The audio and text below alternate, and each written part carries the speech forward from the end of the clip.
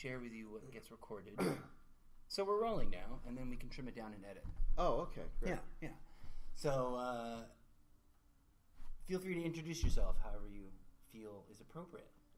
Wow. That's scary. I'm Matthew Arkin. I guess I'm primarily an actor, but I also teach quite a bit, different things at different places, and I write. And I guess everything that I do revolves in one way or another around story.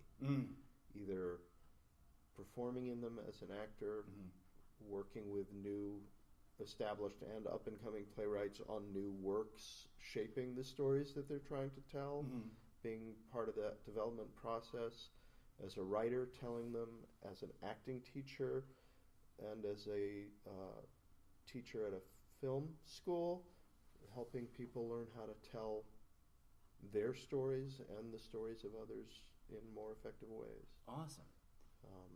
I was an English major in college and then took a detour to law school, which strangely is story related also.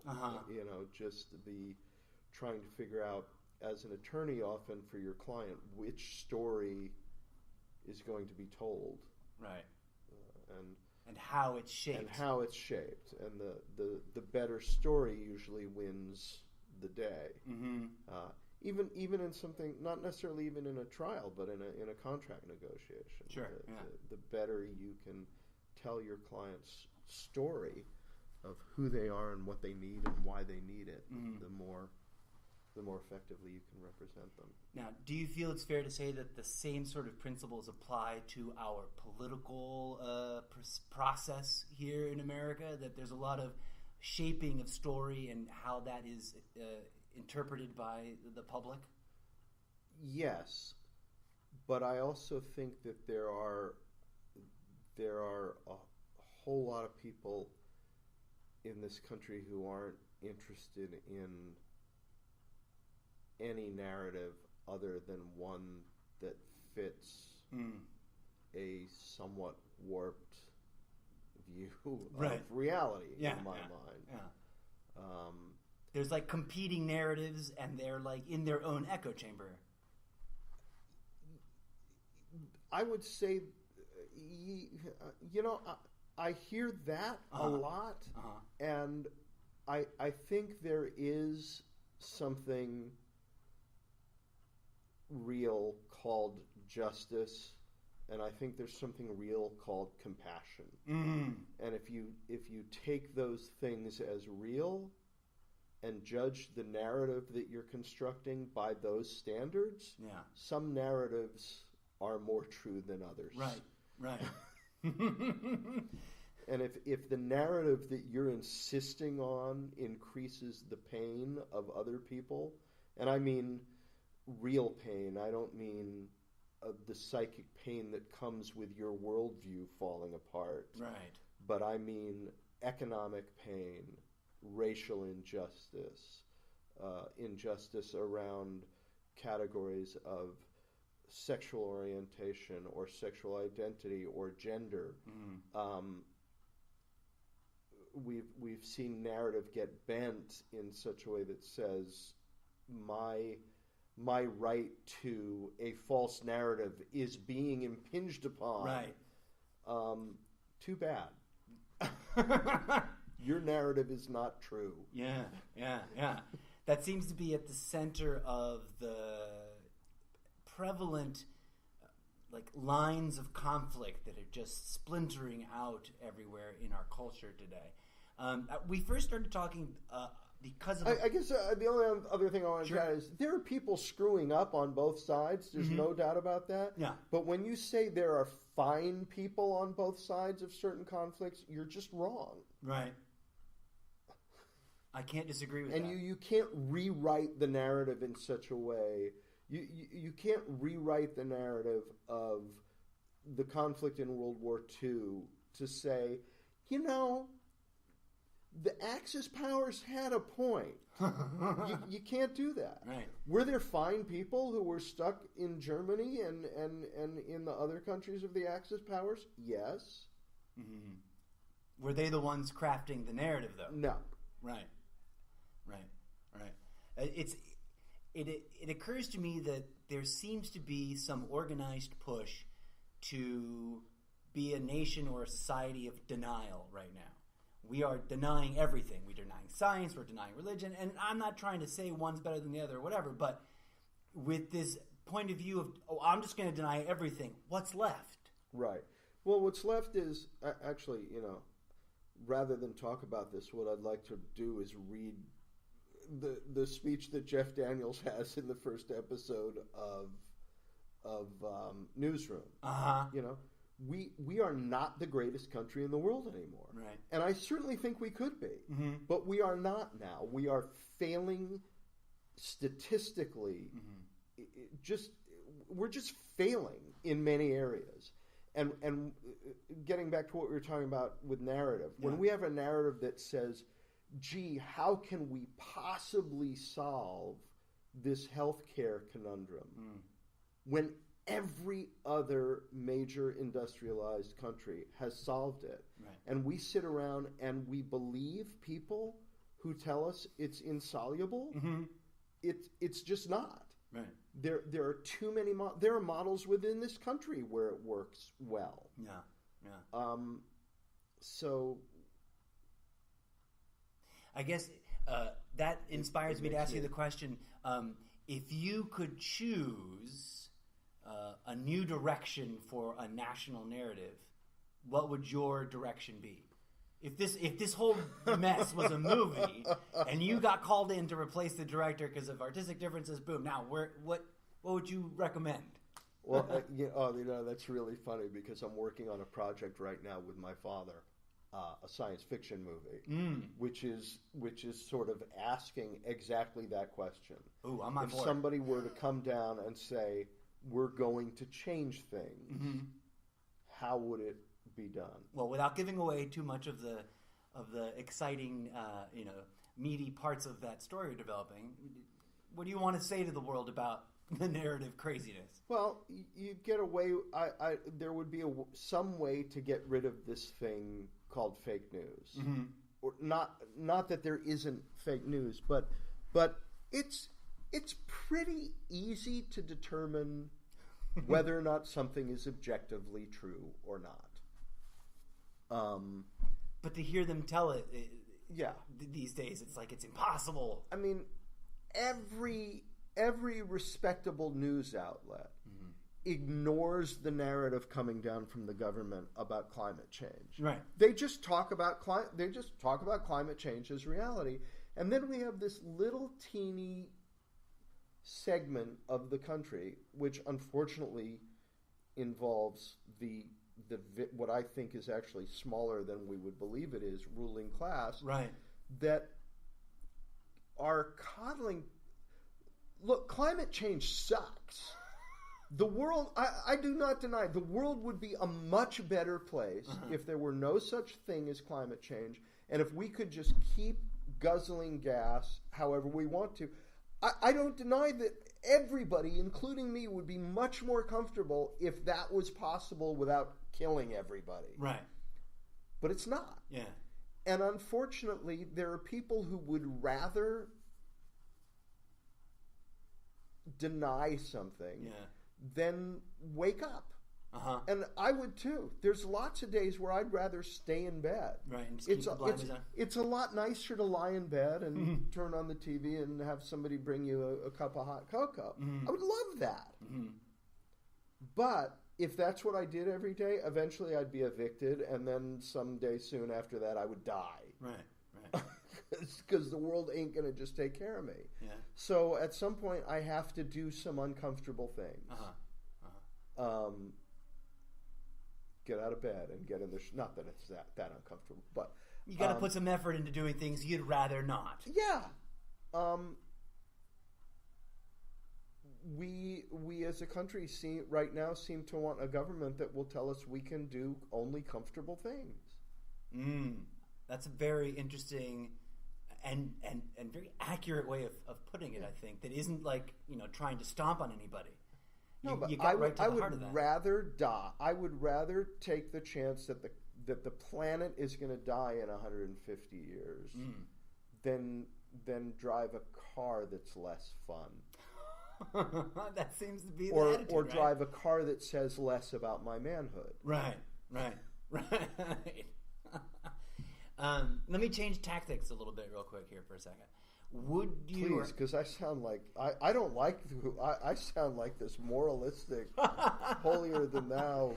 No, I don't like that guy. You sound like a concerned citizen that has a story that you want to share. A version of the narrative that you think might make a little more sense than some of the bullshit that's floating around. And that's fair. Isn't that what consensus building is, right? Like, we all got to share our ideas and then go, okay, from all that, which really makes sense and which really doesn't. So my next question was going to be, could you ever see yourself getting into politics? Oh, wow. I have too many deep, dark secrets in my past. Fair enough. There was a time, and I sort of fantasize about it sometimes, but realistically, no. Okay. I am not. I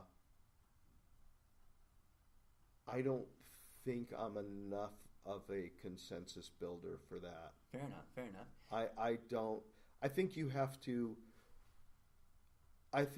suffer fools very well in politics. True. And I don't. And I'm perfectly willing to say that's a character defect. Hey, that's very honest of yourself. Some people take pride in quote unquote not suffering fools well, but that's not necessarily always the most helpful approach. So I appreciate that you are humble enough to acknowledge it that way. And I should suffer fools well, because there's certainly people who have suffered me very well over the years, and I should return the favor. We all do play the fool at times, don't we? Yeah. In our lives. It's inescapable. Okay, so you're not going to go into politics ever, but you have a clearly engaged sense of interest in political issues. You've noticed my Facebook page? Just a little. I think I was going to say earlier, that's what triggered our conversation in the first place. The phrase blood on their hands shows up a lot on my Facebook page. And some people say, you shouldn't talk like that you might offend people. Right. It's like, I want to offend those people. Yeah. I have no problem saying that people who are on board with certain things are complicit in the murder of children. Right. Because if they're turning a blind eye or facilitating the end result, Well, again, it's a problem we see solved all over the world. We see it solved. And then we scratch our heads and say, what could we possibly do about this? Or now's not the right time to talk about it. Right. Well, I want to ask about religion/spirituality, but I want to add a second question here to this politics thing.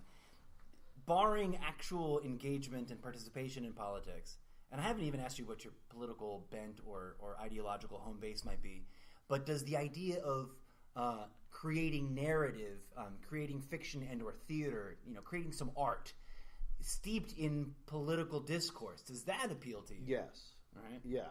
And certainly if I ever became really famous, I would be right out there campaigning for political candidates. Sure.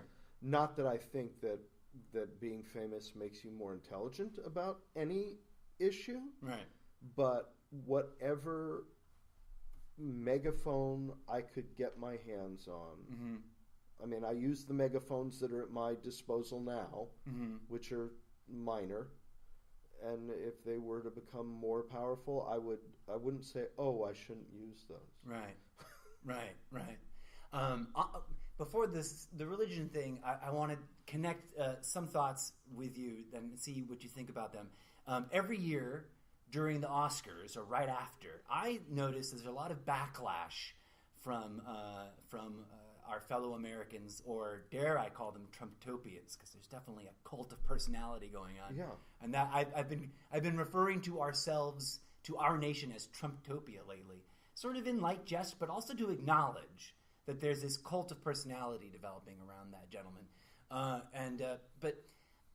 So around the Oscars, there's a backlash from folks that say the performers, artists, and actors especially have no right to express themselves politically on a platform like the Oscars stage.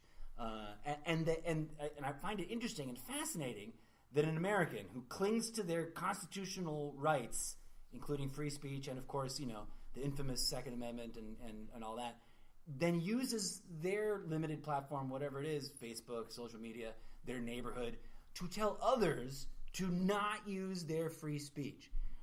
Where do you fall in that general mix of, like, how do you feel about whatever megaphone you've got, use it. Right. And if you don't want movie stars to voice their opinion from that stage, then I think we shouldn't have reality stars voicing their opinion or pronouncing edicts from the stage of the White House. Mm-hmm. Touche. Well said. Because really, all he is a reality star. I mean, that's all he is. Yeah. He has no accomplishments. And I've always wanted to, I would throw down with him on any test in the world. Any test, name it. The bar exam, an English test, a grammar test, right. A real estate finance test. I would take any measure of common sense or intelligence or cultural or academic ability. Right. I would go head to head with him. Fascinating. And I have no doubt that I would destroy him. I have no doubt that most people in this country would destroy him. The guy cannot put together a coherent sentence. He does use those big words. Big words. He doesn't use big words. He doesn't use big words. No, he just says that phrase over and over again. I think one of the things I'm fascinated about the way he speaks, and this is a criticism of the individual, not a disrespect to the office, right? And I think that gets conflated or confused. Oh, I'm sorry. No, go ahead. There's one test that I would lose. Oh, yeah? Yeah. Which one then? Flim flam. Yes. He would blow you out of the water. Whatever it is that P.T. Barnum had, right, I don't have. I'm not the world's greatest showman. And I never could be. Right. Where do you think your strengths lie as a person, as a human being? I think my strengths, my strength as an actor and and this is why I revolve my life around the concept of story. Is I think my strength lies in being able to find in myself and help others find in themselves their authenticity. That's a beautiful thing, sir. And and Trump has it all over me in the ability to project an inauthentic front as if he believes it. Right. Because the terribly sad, tragic thing about watching him is somewhere inside he knows. I mean, we're watching. It's a Shakespearean drama of somebody who is getting what they say they want. Right. And I don't know that I've ever seen anybody as unhappy as, I mean, he is so clearly miserable. And that misery of being confronted with your own inadequacy is what's a serious danger to all of us. Because he's so unwilling to look at who he really is and what his abilities might really be, that he is willing to drag the entire country down the drain rather than to admit that he might not be the best at anything. At anything. I mean, last week he said he would have run into that school. That was just the most.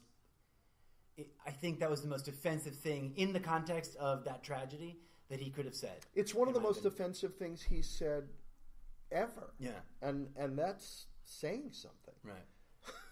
That's true. Generally speaking, are you in favor of guns? Not in favor of guns? Do you own guns? I don't care either way. I don't own guns. Mm-hmm.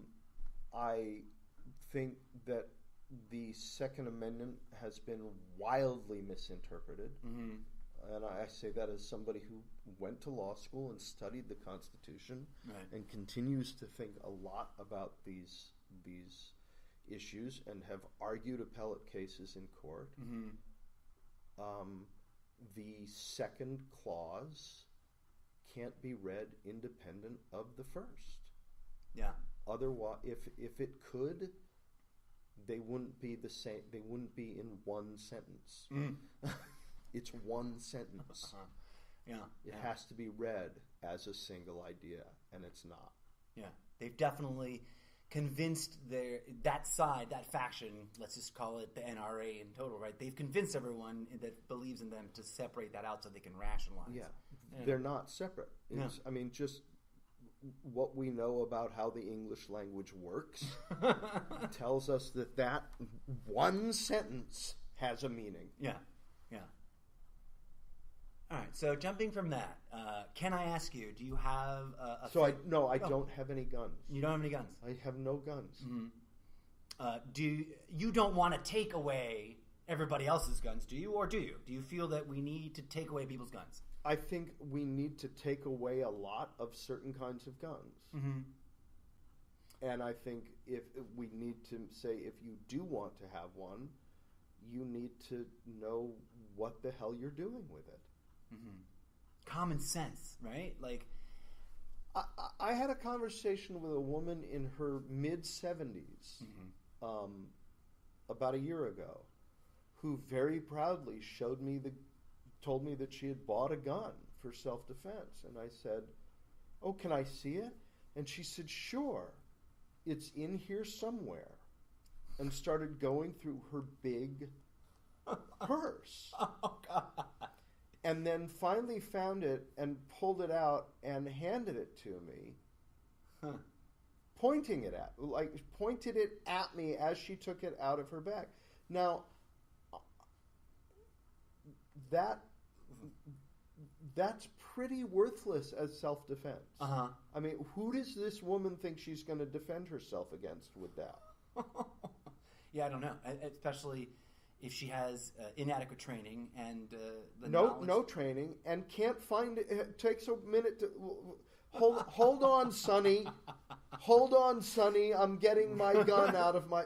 That gun's going to be taken away from her, and she's going to be killed with it. Mm-hmm. Yeah. And I know many, many people in law enforcement mm-hmm. who are on the same side. Right. And, we need it to protect ourselves against the tyrannical government? I don't know. They have tanks and things. Yeah. You know. I see two big flaws in that logic, and tell me if these make sense from your point of view. One, they have tanks and drones and bombs. They can drop them on us from before we even know that they're coming, and right. Boom, gone. And second, the same industry that sold me my handheld revolver or my AR-15 is producing and manufacturing those bigger, more intense weapons to the people that I would be trying to defend myself against. And they love it. They love this narrative. Yeah. I think that this is why people call me crazy. I don't want to take away anybody's guns. Oh, boycott the Bruce Willis movie while we're at it. I haven't seen it. I haven't even heard it. I haven't either, but I'm not going to. No? Fair enough. Tell us why. No, this is just to take the law into your own hands and avenge your family. Yeah.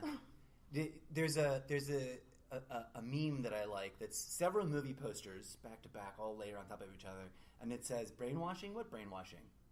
And they're all war movies. They're all like, right. Yeah. That this revenge. There's this revenge culture in our country that it's like it's up to you to avenge the death of whoever you lost. And I think that's a kind of sickness. It's a kind of madness because we ain't going to get anything done. Well, and I get it. I wrote my thesis on that in college. Tell me about that.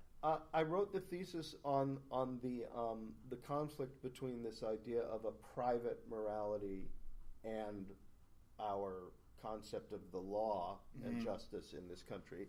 And there's this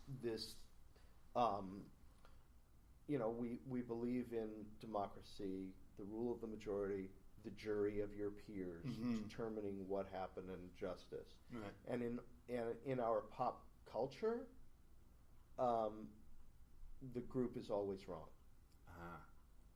And the three works I examined, but there are many, many, many works you can examine. I traced it from Owen Wister's The Virginian, who says a man has got to, he's like the quintessential American hero. So you'd think you believe in democracy and all men are created equal, but the Virginian says a man has got to prove himself my equal before I'll believe him. Huh. Right? Yeah. So that's our American hero, right. which goes against everything in our political ideology. Right. There is the Oxbow incident, where the lynch mob, the group, again, is wrong. They hang the wrong guy. They hang innocent people. And then I wrap it up with To Kill a Mockingbird, which is, Atticus Finch, the lawyer, believing in the American justice system when the American justice system fails. Right. The jury does the wrong thing. And at the end, he has to break the law. He has to be willing to let the law be broken in order to not bring Boo Radley to trial, right. because that would be, as the sheriff puts it, a sin. And so we live with this split in our American psyche. Yeah. Of yes, we're a democracy and jury of our peers, but when push comes to shove, I get to decide what's right and what's wrong, and by God, you are not taking my gun away. Right. So that I can be the one to decide what's just and what's true. Yeah.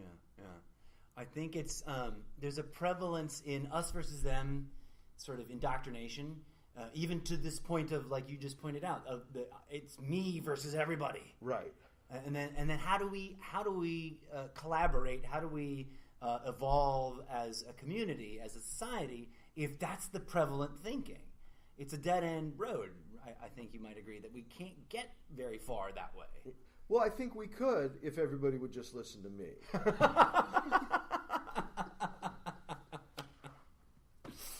All right. And it kind of always comes back to that. It does always come back to that. And then who is the arbiter of which? Me. Yeah. Right? And then what are we going to do? Fight about it? Right. Yeah. I don't want to keep you too long, but we can keep going, right? No, we're good. Okay. We're fine. Can I ask you, are you a spiritual or religious person?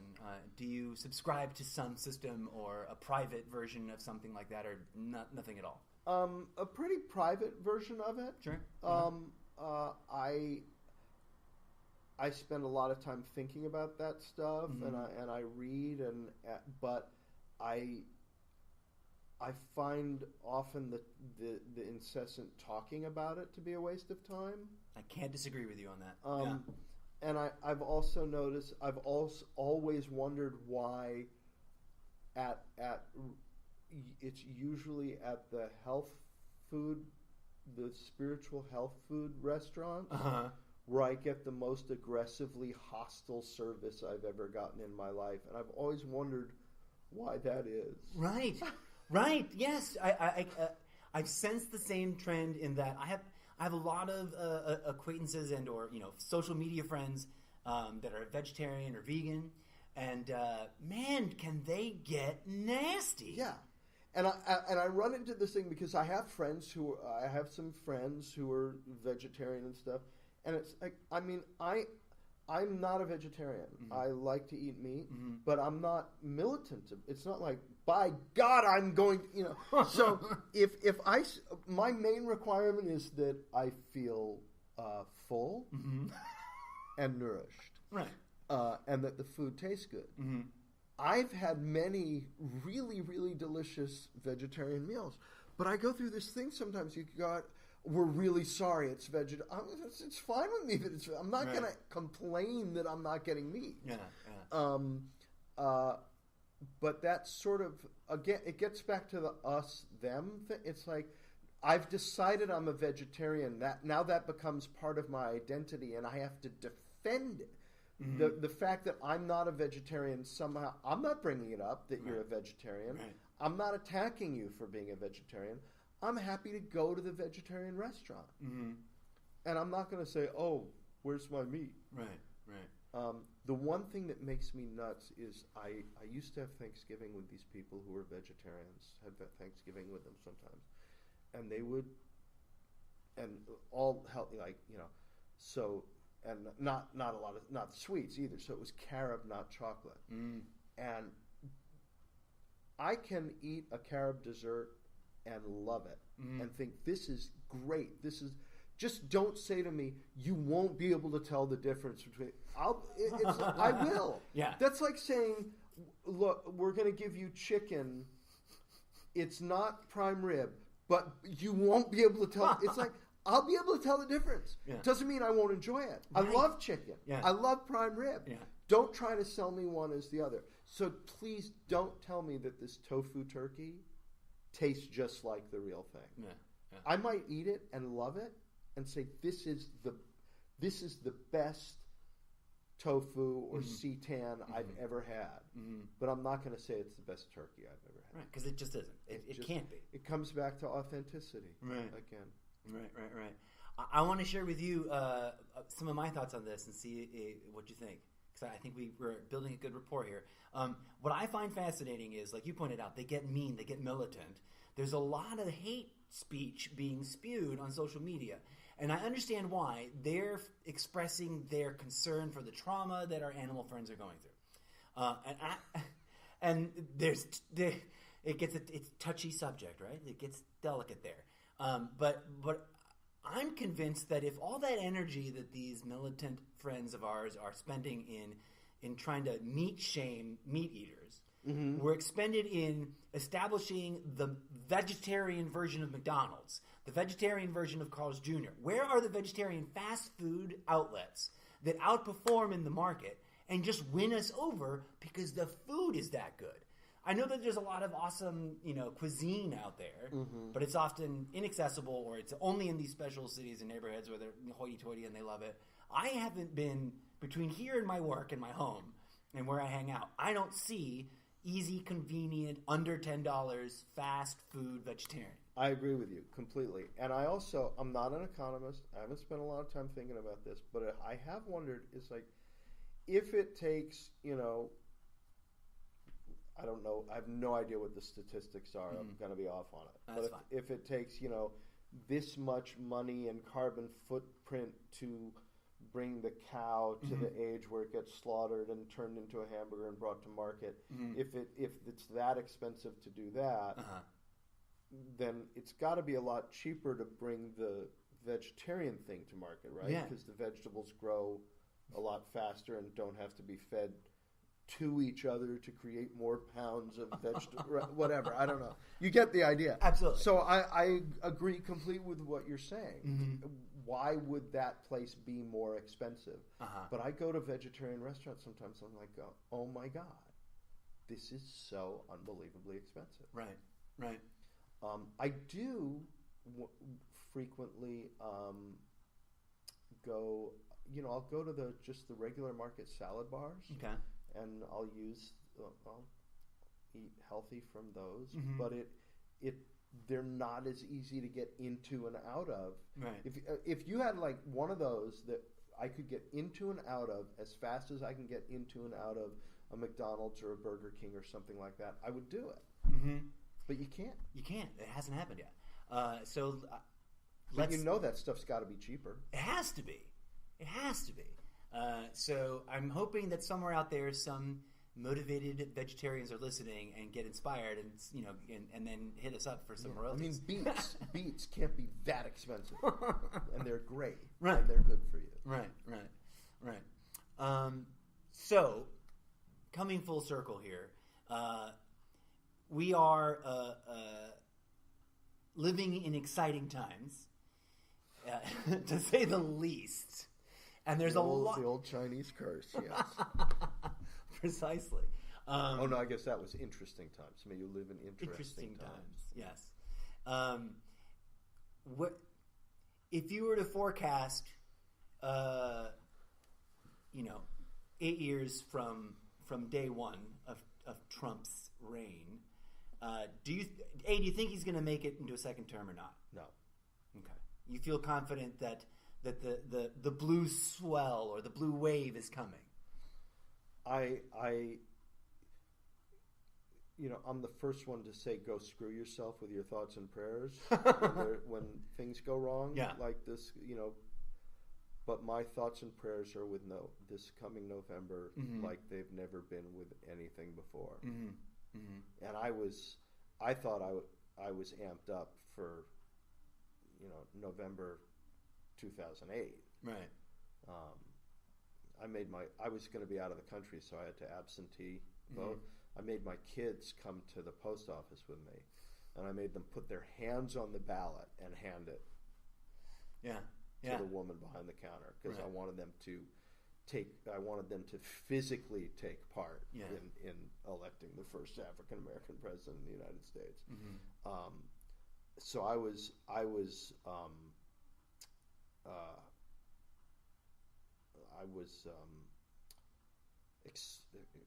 not just excited, but exercised is the word I'm looking for. I was exercised then. Mm-hmm. I was more exercised last time, and I'm really hopeful for November.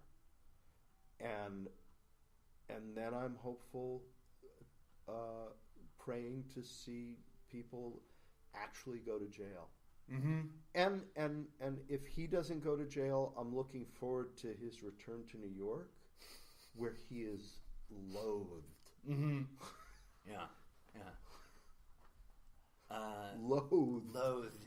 I'm sure he was loathed when I was in law school. I went to law school just down the street from one of his buildings. Really? They'd talk. You're going to go to that party tonight? Oh, Donald Trump might be there. And we go, no, I'm not going to go. Mm-hmm. What do you think about him captivates his base? What is it that is generating this enthusiasm? Denial. The ability to tell people, look, the world. It's not that the world is changing. Mm-hmm. The world has changed. The shape and face and color of the world has changed. True. Period. Yeah. And will continue to. And look, I'm a middle-aged white actor. Mm-hmm. Things are not as easy for me as they used to be. But they're not as easy for me because my unfair advantage is being taken away. Mm-hmm. And I'm not going to complain about that. I look at the reality of it and say, oh, things have changed for me. Yeah. But I think there are a lot of people who look at that and say, that's unfair. Right. My advantage has been unfairly... Yeah, it's like I was raised my entire life going into every tennis match, mm-hmm. and we're going to start every game 40 love Matthew. Right. And that's just how you live your life as a white guy in America. Is it fair to say that for most people that it's almost undetectable? Yeah. Like you're not even aware of that. Yeah, mm-hmm. Absolutely. And I mean, I think I am unaware of it. I know it, mm-hmm. but do I understand and see the mechanism consciously all the time? No. Okay. I just know that it exists, mm-hmm. and believe that it exists. And enough people that I respect, people of color, people of other categories than mine, who I trust and admire and believe, tell me of their experiences, mm-hmm. and I believe them and see them. So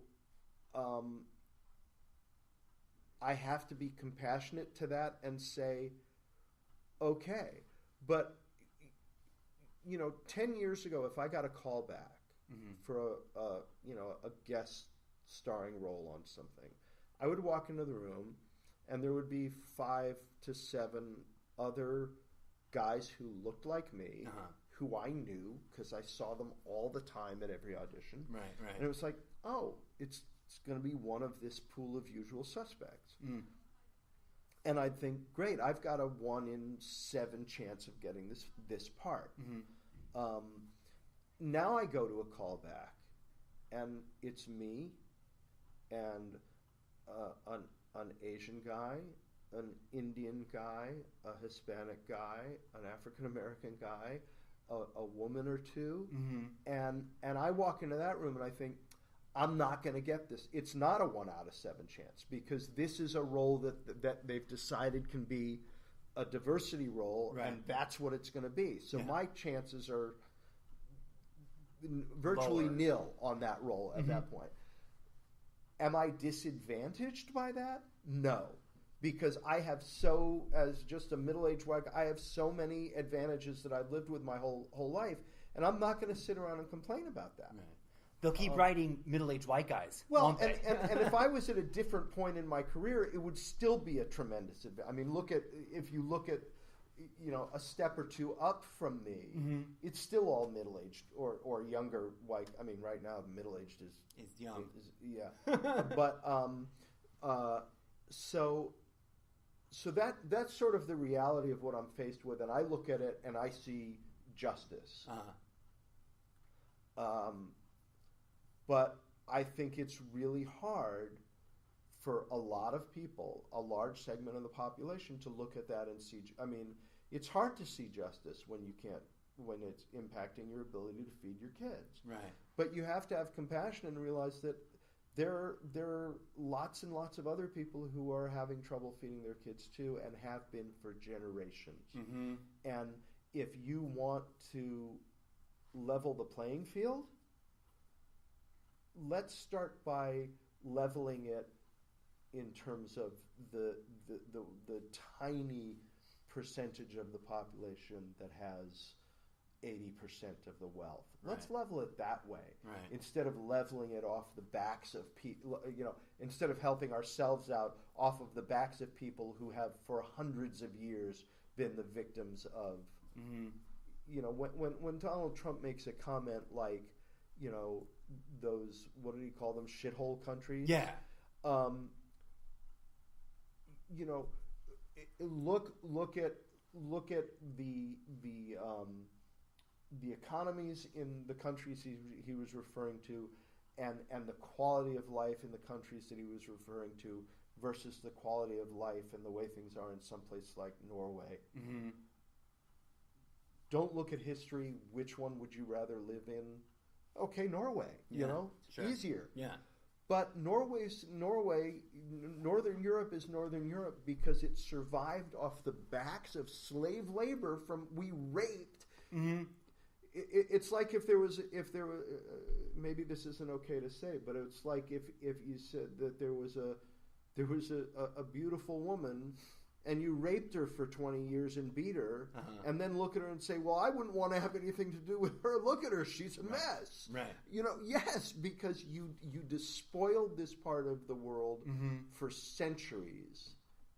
And this other part of the world was enriched off of it. Of course that other part of the world is going to be a nicer looking place. Sure. Yeah, it makes sense. And I'll share something with you about myself. I probably look as white to you as any other white guy, but I was born in a foreign country. I have a green card. I'm sorry. We have to end the interview. I can't talk to you anymore. You only talk to your own kind. Yes. I shouldn't have told you. Because none of my people came here from anywhere else, ever. I can tell you. I think that's one of this country, and I love it. I love it. I love living here. I love working here. I love the craziness to a certain degree. But there's so many insane hypocrisies. Like, this is a nation of immigrants who came and stole the land from the indigenous folks and then got mad at all the immigrants. Well, and how long has Trump's family been here? I mean, he talks like he acts like he came over on the Mayflower. I mean, I've never seen such a wannabe in my whole life. Have you seen the hat that says "Make Donald Trump" again? Because his family's original name. I love that. Yeah, it's brilliant. I'll share you the picture. There's a cute woman wearing the hat, and someone made it, and it's been floating around. These hats, and his family name was Trump, and they're not from here. They're immigrants. Yeah. Another sort of similar crazy. And his wife. And his wife, yeah. Like, you know, he wants to end chain migration, but her family just got in here because of chain migration. Forget her family. She got here under a fraudulent visa application. Oh. Well, I mean, I don't know. Her visa, she was extraordinary ability. Mm. And there's only one extraordinary ability that I would believe that she has. Which one do you think that is? Two. One I can't say on the air. Fair enough. And the other is the ability to stand next to that man when she is clearly as miserable as she is. Yeah.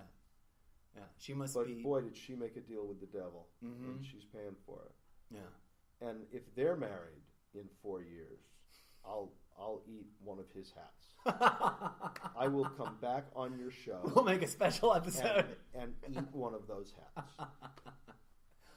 Yeah. In the same vein, I find this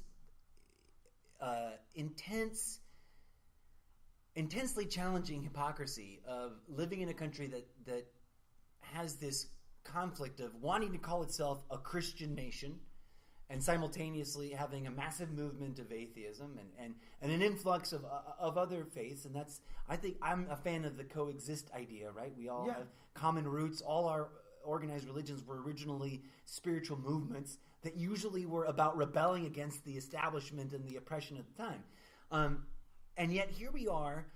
We take pride in our guns and in our violence and in all these things that are not particularly Christian. And you try to bring that to these folks who identify that way, and they just plug their ears and start screaming. And I'm curious. I always like to ask those who are not caught up in that sort of conflicted identity, how can we help our friends that do have that conflicted identity without hurting their egos? How can we help them see that conflict? Do you have any thoughts on that? You know, I think about it a lot, and what I come back to time and time again is I don't know. Mm-hmm. That's fair. Because I truly believe that the divide is not one of opinion, it's one of evolution. And I don't know how you get people to evolve. That's fair. That's a place we should focus more of our attention then, right? Try to investigate that deeper. Or believe that evolution is itself an ongoing process. And if you look at, their system doesn't work anymore, and eventually will die off. So maybe the answer to that is just fight it less and go, in the way that the mainstream of this country just knows that there is climate change. It's like Trump was. We're going to bring steel back. We're going to bring steel's gone. It's gone. Coal. We're going to bring coal back. It's gone. And he said we're going to bring coal. Well, he can say it all. And we can fight him on that, or we can say, you want to try. Good for you. But in the meantime, the economy is still marching towards wind and solar and alternative energies because it's evolving. Right. So I think maybe one of the things is to spend less energy fighting the people who are saying, no, we're going to do things the old way, and more marching forward with the people who know, oh, that doesn't work anymore. We're going to do the thing that works. Right. Inclusion works. Social justice works. Promoting women to positions of power in corporations works. not discriminating against people on the basis of gender or that all works better. Yeah. So, in some sense, there's a part of me that wants to say, you want to run the bake shop that won't do that? Go ahead. Have at it. Have at it. Yeah. See if you can survive serving a very small portion of the pop. Right.